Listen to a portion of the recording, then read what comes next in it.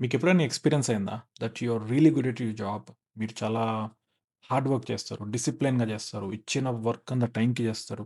ఎన్ని బగ్స్ వచ్చినా, హర్డిల్స్ వచ్చినా, ఆ ప్రాజెక్ట్‌ని అది ప్రొడక్షన్‌కెళ్ళిందంటే మీ వల్లే ఎళ్ళింది.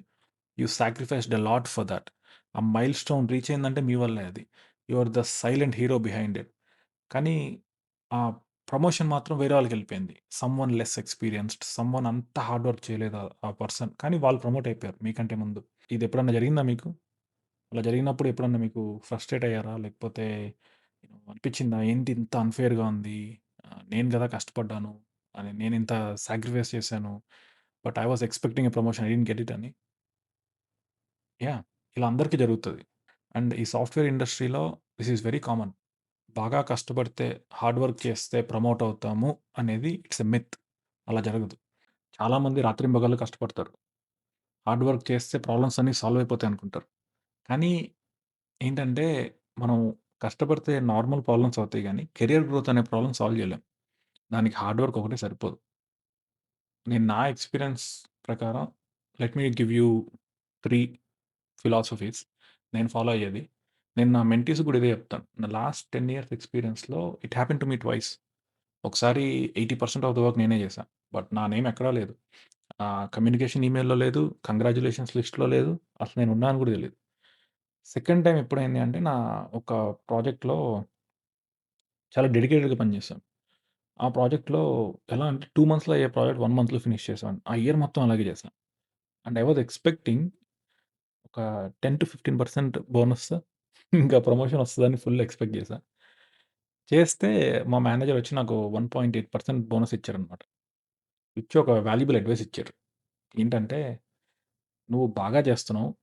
You are really wonderful. కాకపోతే నువ్వెవరో ఎవరికీ తెలీదు. And I couldn't help you get promoted this time. Sorry" అని. అప్పుడు కొంచెం చాలా బాధేసింది. నా 1 ఇయర్ నేను నా హార్డ్ వర్క్ అంతా వేస్ట్ అయిపోయిందనుకున్నా. If I look back it's not wasted. ఆ అడ్వైస్ ఏదైతే ఉందో, ఆ ఫీడ్‌బ్యాక్ ఏదైతే ఉందో మా మేనేజర్ ఇచ్చింది. It really worked out. దాని తర్వాత దాన్ని ఇంప్లిమెంట్ చేయడం మొదలెట్టాను నా లైఫ్‌లో. And it changed my life. నేను చాలా ప్రమోషన్స్ వచ్చాయి నాకు దాని తర్వాత. చాలా జంప్స్ కొట్టాను. And I'm in a really good spot now. So, ఏంటి అసలా ఫిలాసఫీస్ ఏంటి అంటే, first thing, first things first. Work hard but work visibly. చాలా సింపుల్‌గా ఉంది గదా! మన సొసైటీ అంతా మనల్ని ఎలా ట్యూన్ చేస్తది, మనల్ని ఎలా వైర్ చేస్తది అంటే, మీరు బాగా కష్టపడండి అండ్ వదిలేసేయండి. ఎలా జరగాలో అలా జరుగుతది. మంచే జరుగుతదన్నట్టు చెప్తారు. మనందరం గూడా స్టార్టింగ్ ఆఫ్ అవర్ కెరియర్స్‌లో బాగా కష్టపడతాం. ఆ ప్రాజెక్ట్ అంతా మనమే జేస్తాం. రాత్రింబగళ్ళు కష్టపడతాం. కష్టపడి ఏమనుకుంటాం, మన మేనేజర్ ఉన్నాడు. మనతో పాటే ఉన్నాడు గదా! మనతో పాటే ప్లానింగ్‌లో ఉన్నాడు, స్ప్రింట్‌లో ఉన్నాడు, రోజు అప్డేట్స్ అడుగుతాడు. మన ప్రాజెక్ట్ మేనేజర్ ఉంది. ఈ ప్రాజెక్ట్ తీసుకొస్తది. ఈ ప్రాజెక్ట్ ఇంత వాల్యుబులో తెలుస్తది. మనం ఎంత వర్క్ చేసామో తెలుస్తది. మన టెక్ లీడ్ ఉన్నాడు. అన్నీ చూస్తున్నాడు, అసైన్ చేస్తున్నాడు. వీళ్ళందరూ ఉంటారులే. ప్రాజెక్ట్ చేసేటప్పుడు ఉన్నవాళ్ళు మనకి ప్రమోషన్ ఇచ్చేటప్పుడు ఉంటారులే అనుకుంటాం. But no. వాళ్ళందరూ వాళ్ళ థింగ్స్‌తో బిజీగా ఉంటారు. అండ్ ఎవ్రి లైఫ్‌లో వాళ్ళే హీరో అండి. వేరే వాళ్ళు కాదు. లైఫ్‌లో మనం హీరోస్. వాళ్ళ లైఫ్‌లో వాళ్ళు హీరోస్. వాళ్ళు చేసిందే వాళ్ళకి కనిపిస్తది ఎప్పుడైనా. మీ మేనేజర్‌కి అసలు మీరేం చేసారో కూడా గుర్తుండదు చాలా సార్లు. అది మన టాస్క్ అది. మనం వెళ్లి చెప్పాలి. మీ విన్స్ అన్నీ మీ మేనేజర్‌కి చెప్పండి. ఇంపాక్ట్ తెలుసుకోండి. ఈళ్ళుంటారు డీఎస్ఏ పీపుల్ అంటారు. ఇలానే data analytics and data science అనమాట. వాళ్ళ దగ్గరికెళ్లి మీ అనలిటిక్స్ పీపుల్‌ని ఒక జలగలాగా పట్టుకోండి. అడగండి. నేను ఈ వర్క్ చేశాను గదా! దీనివల్ల ఏమైంది? మనకి మనీ ఎంతొచ్చింది? మీ ప్రాజెక్ట్ మేనేజర్‌ని అడగండి. ఎంత మనీ జనరేట్ చేసాము దీంతో అని. అవన్నీ మీ వన్ ఆన్ వన్‌లో మీ మేనేజర్‌తో షేర్ చేసుకోండి. మీ ఇంపాక్ట్ నంబర్స్ అన్నమాట ఇవన్నీ. మీ ఆ ప్రాజెక్ట్ చేయడం వల్ల ఎంత ఇంపాక్ట్ వచ్చింది? అండ్ మేనేజర్‌తోనే గాదు. You have to talk with your skip levels అంటే మీ మేనేజర్‌కి మేనేజర్ అనమాట. ఎయిదర్ డైరెక్టర్ అవ్వచ్చు, మీ మేనేజర్ పైన ఎవరుంటే వాళ్ళు. వాళ్ళతో గూడా మీరు at least once a month or once every 5-6 weeks depends వాళ్ళు చాలా బిజీ ఉంటారు. వాళ్ళతో మీరు పక్కా మీట్ అవ్వాలి. మీట్ అయ్యి వాళ్ళకి చెప్పాలి మీరు. మీరేం సాల్వ్ చేశారు? అది ఎందుకు? Why does it matter for the company? మర్చిపోమాకండి. This is very important. ఎందుకు అంటే మనం చెప్పాను గదా! మనం బై డిఫాల్ట్ చాలామంది సైలెంట్‌గా ఉంటారు. సైలెంట్‌గా ఉంటే అలా వదిలేస్తారనమాట. మంచితనానికి వదిలేస్తారు. కానీ గుర్తుపెట్టుకోండి, సైలెంట్‌గా ఉంటే ఇన్విజిబుల్ అయిపోతాం. అండ్ ఇన్విజిబిలిటీ అనేది opposite of what gets you promoted. ఎంత విజిబుల్‌గా ఉంటే అంత ప్రమోట్ అవుతాం. Second thing, be reliable but not replaceable. ఇది కొంచెం అర్థం చేసుకోవడానికి కొంచెం కాంప్లెక్స్ ఉంటది. అంటే ఇది చాలా మనకు చాలా ఒక స్టేజ్ వస్తే గాని అర్థం కాదు బేసికల్లీ. ఎందుకు అంటే, ఇప్పుడు మీరున్నారు. మీరు వర్క్ రోజు కష్టపడి వర్క్ చేస్తున్నారు. మీకిచ్చిన టికెట్స్ అన్నీ టైంకి అయిపోతున్నాయి. మీరిచ్చిన డెడ్‌లైన్స్ అన్నీ మీట్ అయిపోతున్నారు. అసలు మీకు మీ మేనేజర్ మిమ్మల్ని ఎలా పొగుడుతాడంటే, ఇతనికిస్తే వర్క్ అయిపోతది. ఒక్క బగ్ లేకుండా ఫిక్స్ చేస్తాడు. డెడ్‌లైన్స్ మీట్ చేసేస్తున్నాడు. ఇతనికిస్తే నేనెళ్లి పడుకుంటా నైట్ హ్యాపీగా, హ్యాపీగా కాలు మీద కాలేసుకొని పడుకుంటా అంటాడు. బట్ మనం దాన్ని చూసి కొంచెం హ్యాపీ ఫీల్ అయిపోతాం. We think we are doing good job. Of course we are doing good job. మనం దాని కోసం చాలా కష్టపడుతున్నాం. But take a step back. ఒకసారి జూమ్ ఔట్ చేయండి. అప్పుడు ఇంటర్వ్యూకి అప్లై చేసేటప్పుడు జాబ్ డిస్క్రిప్షన్ ఉంటది గదా! అందులో ఇవన్నీ ఉంటాయి. చాలా వరకు మెన్షన్ చేస్తారు. ఈ పనులు మీరు చేయాలి అని. అంటే ఏంటి?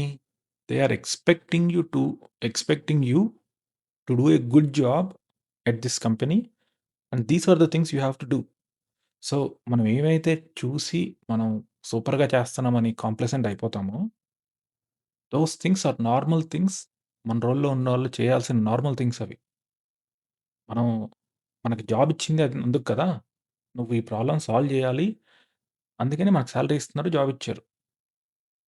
అలాగే మన మనతో పాటు పనిచేసే కొలీగ్స్‌ని కూడా అందుకే హైర్ చేసుకున్నారు. That makes us reliable but also replaceable. ఎందుకు? మనమేమి అబోవ్ అండ్ బియాండ్ ఎళ్ళట్లేదు. మనం ఇచ్చిన వర్క్ ఇచ్చినట్టు సూపర్‌గా చేస్తున్నాం. What does it mean? You are meeting expectations. Meeting expectations అనేది మన ప్రమోషన్ చార్ట్‌లో మధ్యలో ఉంటది. It's not above and beyond. It's not 5 star rating కాదది. At the same time it's not a 2 star. It's not a 1 star. 3 star rating అది.